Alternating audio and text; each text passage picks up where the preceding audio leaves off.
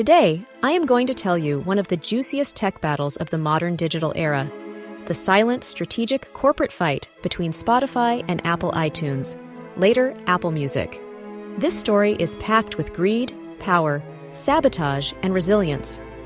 The war of music streaming, Spotify versus Apple iTunes. Once upon a time, in the early 2000s, there was only one king of digital music, Apple's iTunes. It was revolutionary. Steve Jobs changed the game when he convinced record labels to let him sell individual songs for 99 cents. People around the world went crazy. CDs became obsolete, and iTunes became a money-printing machine, raking in billions.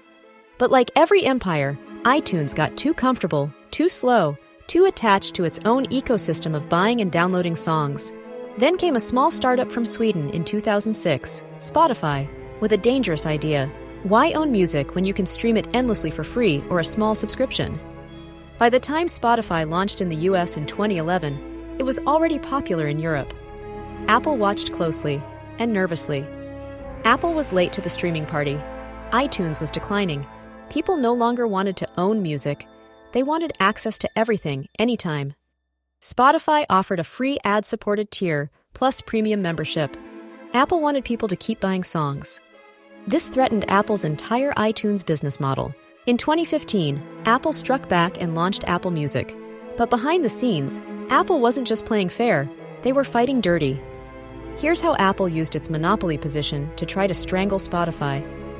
App Store tax trap, the Apple tax. Apple imposed a 30% commission on in-app purchases, meaning if Spotify wanted to let users subscribe through the App Store, Apple would take a huge cut. Spotify had two choices: pay Apple 30% and increase its prices, which would make it more expensive than Apple Music, or don't offer in-app purchases and lose convenience. Spotify chose the latter, but started feeling the heat. Blocking Spotify's updates. Apple frequently blocked Spotify's app updates or delayed them under flimsy excuses, citing violations of App Store policies. This slowed down Spotify's innovations, while Apple Music was being aggressively promoted. Restricting Siri and HomePod access. For years, Apple didn't allow Spotify integration with Siri voice commands or the HomePod speaker. Apple Music, of course, worked perfectly. Exclusive deals and record label pressure. Apple reportedly offered exclusive album deals to top artists, like Taylor Swift and Drake, to appear first on Apple Music and nowhere else. In 2019, Spotify had enough. They publicly accused Apple of being an unfair gatekeeper.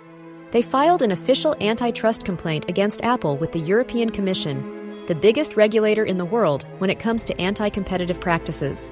Spotify launched a global PR campaign called Time to Play Fair, explaining how Apple was abusing its power. The fight wasn't just about music, it became about the future of the internet economy.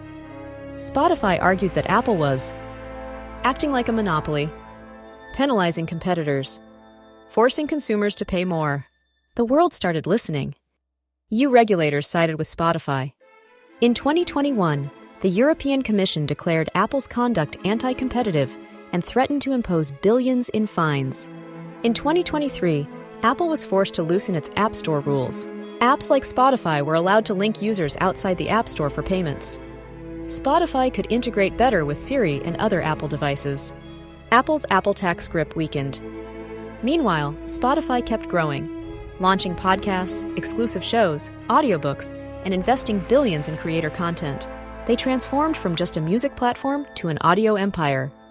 By 2024, Spotify had firmly reclaimed its position as the #1 music streaming platform in the world, boasting over 600 million active users, far ahead of Apple Music. Spotify taught the tech world that even when you're up against the world's most valuable company, if you fight smart, stand your ground, and keep innovating, you can win.